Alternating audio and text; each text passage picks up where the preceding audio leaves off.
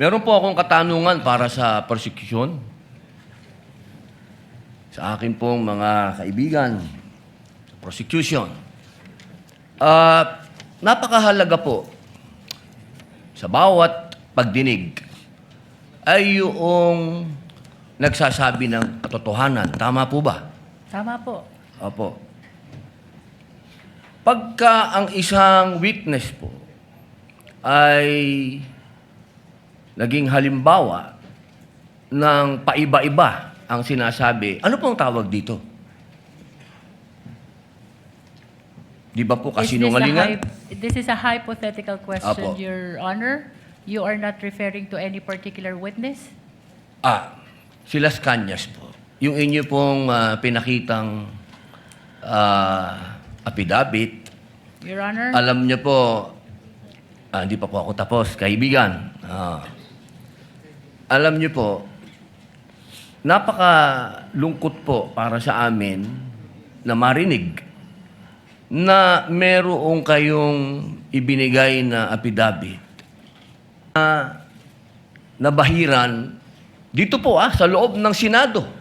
Dito, sa plenaryo ng Senado, ay nabahiran ng matinding masasabi nating kasinungalingan sapagkat magkaiba ang kanyang sinabi.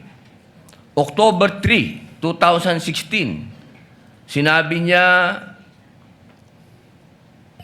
walang kinalaman ang Pangulong Rodrigo Roa Duterte.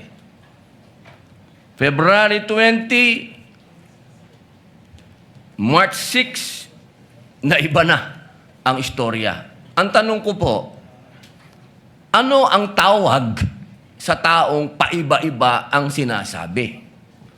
Di ba po sinungaling? May I answer, Your Honor? Opo. Kagaya po ng aking binigyang linaw kanina, at paulit-ulit na rin pong sinabi ng ating presiding officer. Pakisagot na lang po kasi yun lang po ang tanong. Tama po ba o mali na tawaging sinungaling ang taong iba-iba ang sinasabi?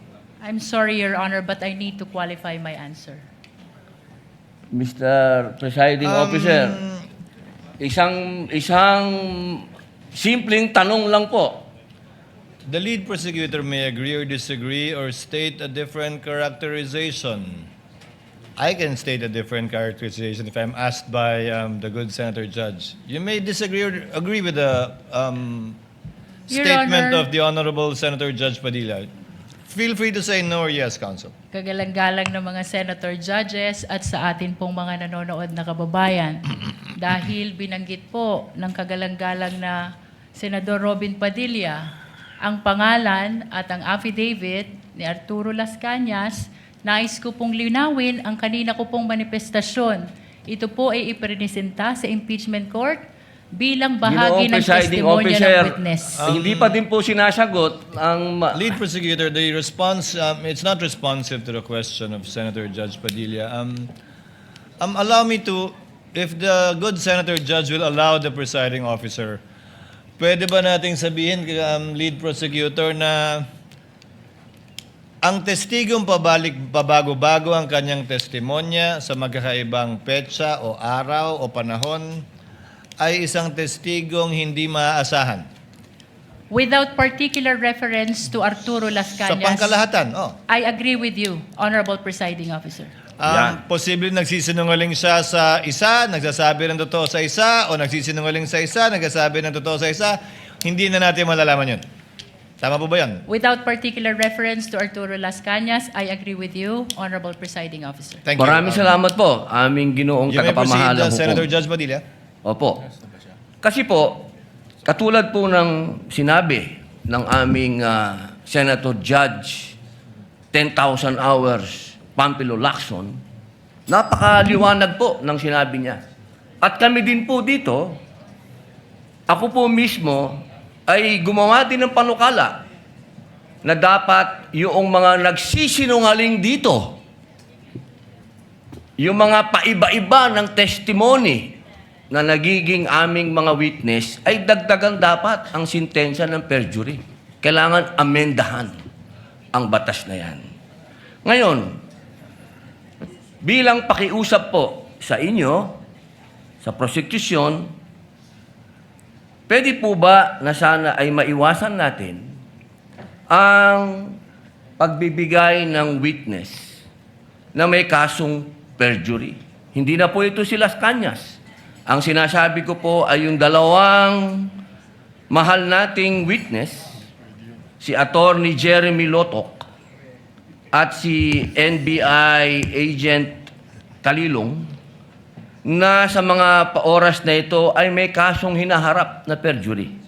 Pwede po bang iwasan natin na may mga ganito tayong witness para ang nasasakdal po kasi dito ay ibinoto ng 32 million na tao.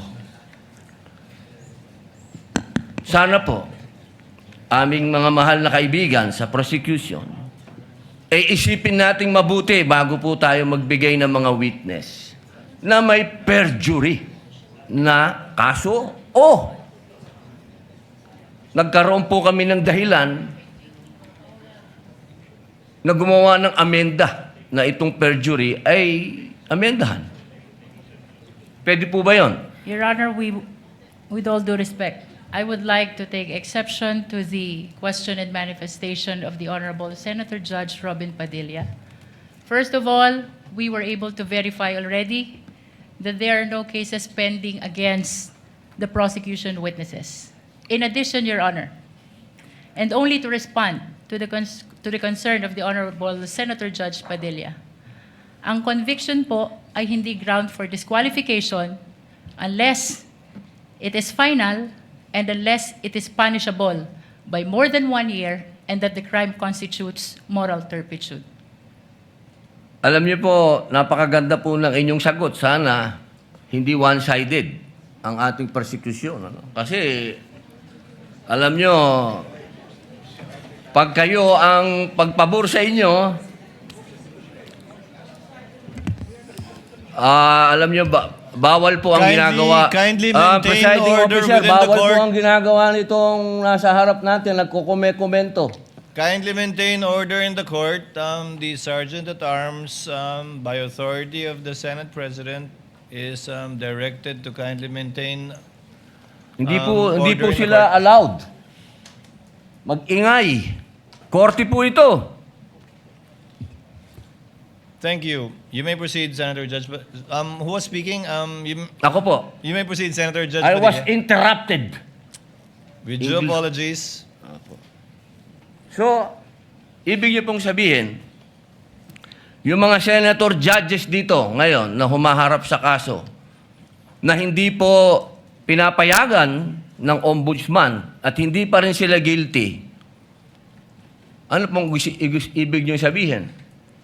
Your Honor, with all due respect, ang question niyo po kanina ay kaugnay ng pagtistigo. Testigo nga, Referring to judges the nga yung witnesses of sinasabi the prosecution, Your Honor. Ang usapan po ay yung guilty or not guilty. Okay? So, tatanong na po ako ng bago. Opo. Pwede po ba? May I be clarified, Your Honor, on your last question about the senator you said are facing cases? Lead counsel, I think that was more Alam of niyo a- po, malinaw na po yung sinabi ko and wala po kayong karapatan magtanong Hindi. sa Senator Judge. Diliwanagin ko nga po. I think Senator Judge Padilla was making a manifestation and not posing a question to the lead prosecutor in relation to our two colleagues. You may proceed, Senator Judge Padilla. Maraming salamat po, Ginoong tagapamahalang hukom. Pwede na po ba tayong mag-advance ng katanungan? Yes, Your Honor. Apo. Yung pong sinasabi ninyo, bakit nyo po nababanggit ang ICC dito? Ano po ang kinalaman ng ICC dito sa ating pagdinig? With all due respect, Honorable Senator Judge Robin Padilla, kagaya po ng nabanggit ko na, at marahil panglima ng banggit ng presiding officer, nabanggit po ang ICC, kaugnay ng affidavit ni Las Cañas, na ipirinisinta po ng prosecution bilang bahagi lamang ng testimonya ng witness at bilang bahagi ng naging investigasyon ng Special Task Force ng NBI. Maraming salamat po. Senator Judge Padilla will please wind up. You can Opo. avail of a second round if you wish. Opo. Maraming salamat po.